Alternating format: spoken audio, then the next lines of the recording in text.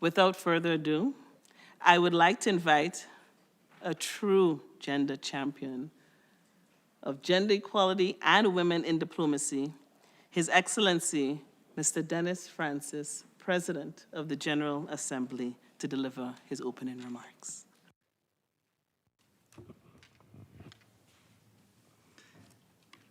Ms. Sima Bahous, our dynamic Executive Director of UN Women, Excellencies, ladies and gentlemen, it is my great pleasure to co-host with UN Women the second annual event to mark the International Day of Women in Diplomacy. We gather here in New York on the heels of the inaugural commemorative event of this same day in Geneva, co-organized by UN Women and the Human Rights Council. Indeed, this is an important day for us all around the world. And I once again pay tribute to the permanent mission of the Maldives, together with a core group of other member states, for mounting this initiative 2 years ago. Gender equality in diplomacy is a reflection of our societies at large, a mirror of our progress or lack thereof in building a world that is truly inclusive and respectful of the rights of women and girls. Throughout history, women diplomats have broken barriers and made invaluable contributions to multilateralism. Would the Universal Declaration of Human Rights be truly universal today if Hansa Mehta had not insisted its opening line be changed from all men to all human beings are born free and equal? Would it have even seen the light of day had Eleanor Roosevelt not used her credibility at a time of geopolitical tensions to steer the drafting process to its successful completion? Where would we be today if Begum Shaista Ikramullah had not championed the inclusion of Article 16 on equal rights in marriage?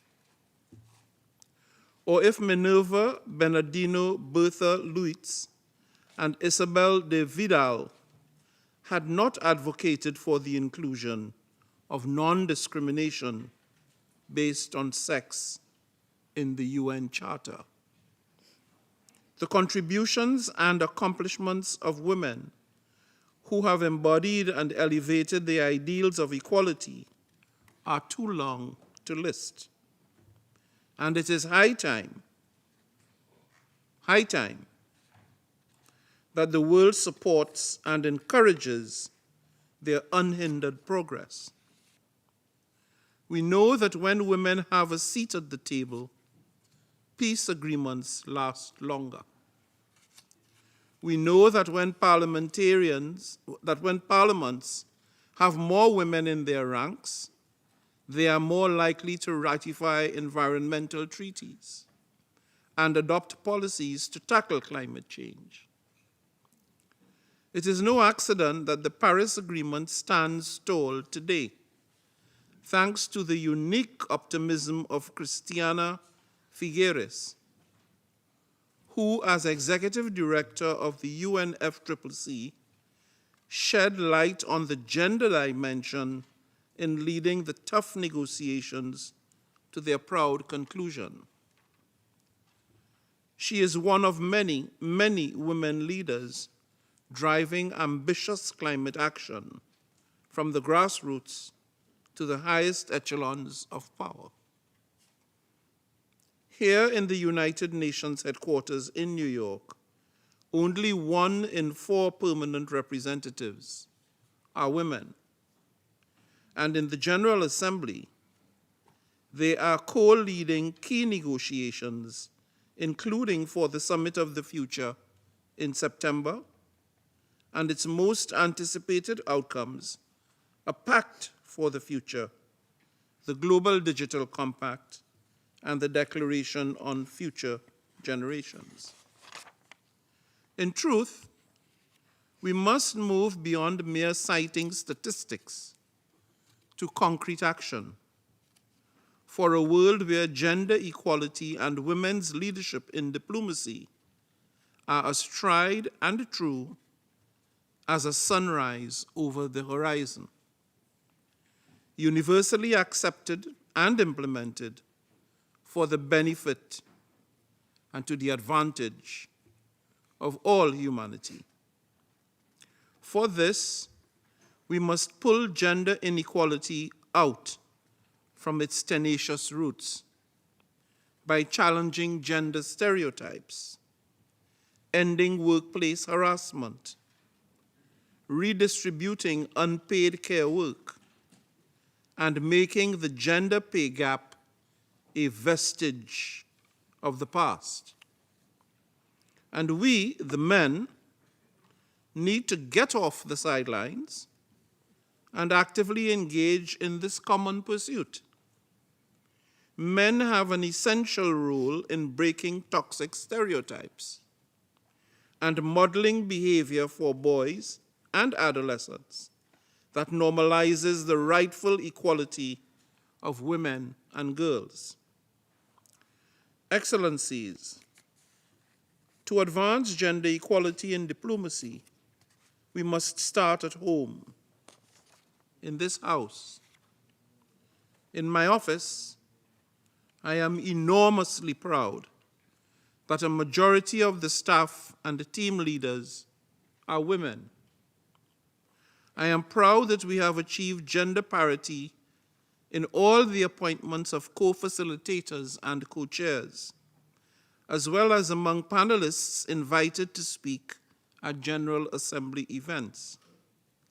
And I'm also proud that working with UN Women, we launched the second phase of gender equality and the prevention of sexual harassment trainings for permanent missions in New York, and for the first time also in Geneva earlier this year. We know this is not nearly enough.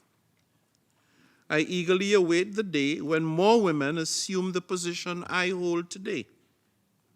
And I commend those member states that are advocating for gender parity in leadership positions in the General Assembly itself.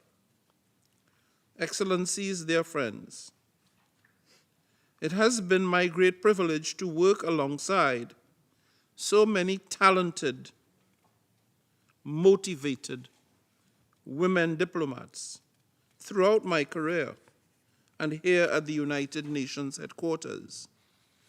It gives me great pleasure to celebrate the many contributions of women in diplomacy today.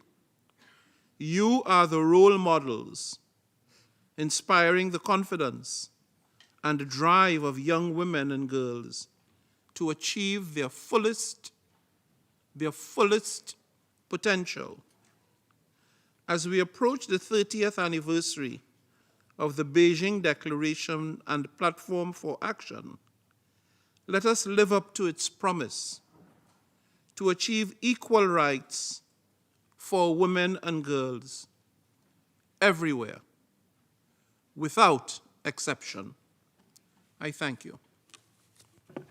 I thank you, Mr. President.